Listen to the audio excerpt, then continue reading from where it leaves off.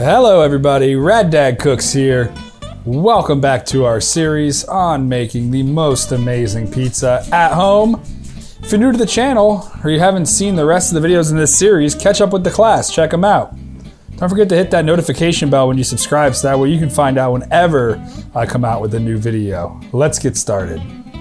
Today we're going to be making some awesome, super easy pizza dough. Now this is going to be the core to any good at-home pizza. And to start off, we're going to need a scale. The scale is going to be paramount in getting this done properly because the recipe is done by percentages. And what I mean by that is it's a percentage of the other ingredients relative to the amount of flour in our recipe. So for instance, our flour, we're going to start off with 700 grams. This is going to be enough to make about 5 12-inch pizzas. Now that we know what our base ingredient, the flour, is, we're going to figure the rest out by taking a percentage of that. For instance, water is 59%. So we'll take the weight of our flour in grams times 0.59 and we'll come to 413 grams. And the rest of the recipe is going to work this way. So 413 grams of water it is. Get it measured up on your scale and add it to your flour. Now for this next step, we're going to mix our flour and our water together on speed number 2 in a KitchenAid stand mixer for 5 minutes. And then we're gonna let it rest for 30. This is gonna rehydrate the flour. And it's a little secret that if you haven't used before, you'll really notice a difference. The yeast is gonna be 2.5%. So we'll get that measured up. For the yeast, I use a dry active yeast or an Insta yeast, and I just put it right in. I don't want to go ahead and add water to the yeast and mess up my moisture ratios, but if there is any question about the viability of your yeast cells, you can go ahead and whip them up in about 2 tablespoons of water that's between 90 and 100 degrees Fahrenheit for 5 minutes and look to see if they throb. Oh yeah, side note. If you're not sure if your scale is calibrated properly or not, throw nickel on there. Nickel weighs 5 grams. All right, back to the recipe. Olive oil. Olive oil is gonna be 7%. So we'll go ahead and get that weight up on our scale. It'll be about 50 grams. I like to use an extra virgin olive oil. Something with the most potent flavor is gonna serve us best here. This is gonna add a really authentic flavor to our dough and it's gonna help it crisp up in our home oven. The next ingredient is salt. It comes in at around 2.5%, and we want to use sea salt. Use a fine sea salt so that way it mixes in our dough properly. Don't use an iodized salt because it does have some anti-caking agents and other things that are just going to not make our dough perform as good as it could. Sugar is added to this recipe to help it get nice and crispy in our home oven. Our home oven can't possibly get as hot as a pizzeria oven. So this will aid in that. It's also going to feed our yeast in the beginning stages of fermentation, aka rising, to give it a nice airy inside and crispy outside. After our 30-minute rest is up, we can go ahead and add our yeast, our salt, and our sugar. Now honey or agave nectar is not easy to get out of a measuring cup, so I just eyeball it. Now we'll put our stand mixer on 2 and let it just work. We want our stand mixer to work our dough for a total of 10 minutes. After about 1 minute, once the first set of ingredients get mixed in, we're gonna add the olive oil and put it back on. Now periodically throughout this 10 minutes, if you feel like your dough isn't being worked by the hook, it's just separated into multiple balls, you can stop it and drop it, put it back into one ball and get it going again. If your hook is just doing a burnout in the center of the ball like this, it's because it's too moist. We can correct this by slowly, and I mean slowly, adding a small amount of flour. It's always going to be easier to add flour to a wet dough than water to a dry dough. Continue to let the KitchenAid work your dough with the hook. Periodically, you're going to want to use your hand and touch the top of it to make sure you're not overheating your mixer. Depending on your model and how many watts it is, it may or may not have a tolerance for 10 minutes straight of working some dough.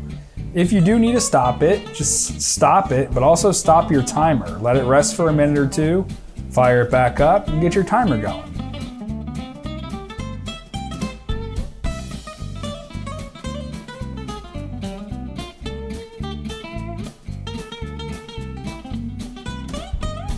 After 10 minutes, you're gonna have a ball of dough that looks like this. It's gonna look a little rough, but don't worry, it's gonna smooth out after our next step. The next step is called bulk fermentation. And what I mean by that is even though this is gonna make 5 different dough balls, the first step of rising our dough is going to be all together in one giant ball. Form a big ball and then put olive oil inside of your mixing bowl and swirl your dough around it. We do not want our dough to dry out or stick to our bowl. After I get the ball nice and oiled up, then I go ahead and I wrap it with some plastic wrap.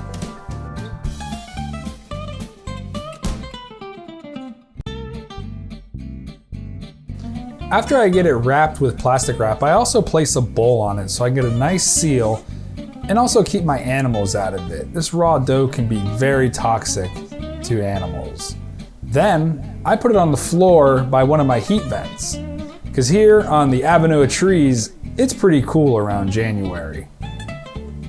After 45 minutes is up, you're gonna have something that looks just like this. Now we need to break it down into smaller balls. If my math is correct, our combined ingredients come out to around 1,218 grams. So we're gonna be breaking this up into 243 gram balls to get 5 balls. Now this isn't something you gotta be totally stressed out about trying to get just right. Shoot for 250, and maybe one of the balls might end up a little bigger or smaller, but as long as you're around 250, you'll be fine.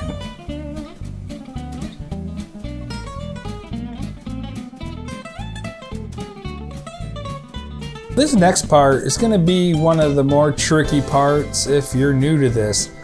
We need to get our little dough portions into balls. We wanna do this by folding it on its x-axis and its y-axis. It's gonna kind of form a little mushroom cap type thing on the top here where it's smooth. And on the bottom, we're gonna crimp together using a turning and cutting motion with our hands on the floured counter surface.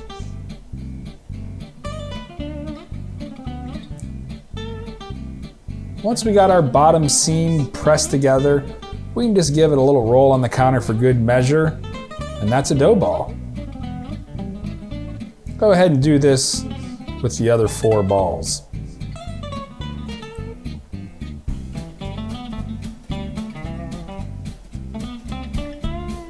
Once again, let's take a look at it. So we're gonna take it and we're gonna fold it, then we're gonna turn it and we're gonna fold it again. And we're gonna pinch with our thumb, get a nice smooth top, working all of that extra material to the bottom and inwards. Then we're gonna crimp and turn, folding the dough to the bottom and sealing it. A little roll, and we ready to go. Don't worry about that bottom. That'll all come together when it sits in the fridge overnight.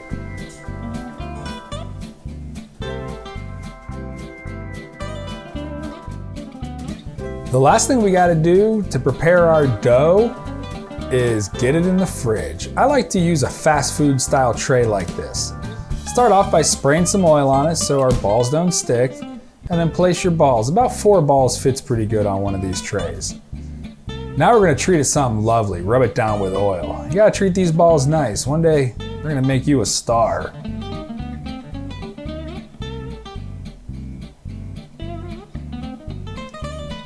Once we're all nice and oiled up, we're gonna wrap it. We wanna make sure we wrap it very tightly and wrap it twice. I wrap it one way and then I'll turn the tray and wrap it the other. Because when these things start to expand in the fridge, you don't want them to get away from you. Alternatively, if you don't have a tray, you can just put your balls in a bowl. Bowls work great. Just make sure you double wrap them the same way that you would wrap it on the tray. Now that we have our dough balls all packaged up, we're gonna go ahead and put them in the fridge. Now 24 hours is the minimum you want to put them in for, but you could go up to 48 if you got time. The more time, the more flavor, because it's gonna rise and ferment a little bit slower in the fridge, and this is where all that flavor happens. If you just cook them right now, they'd be real green tasting, and it's not gonna give you that authentic New York pie flavor.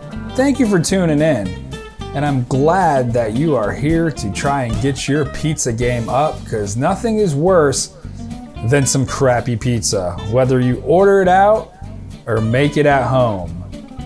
Make sure you check out all the rest of the videos in this series, that way you can find out how to do the best sauce ever on a pizza, pick out the correct kind of cheese, and finish up your pizza and assemble it and bake it to amazing, crispy, flavorful perfection. Thank you very much, guys, and we'll see you next time. Comment, subscribe.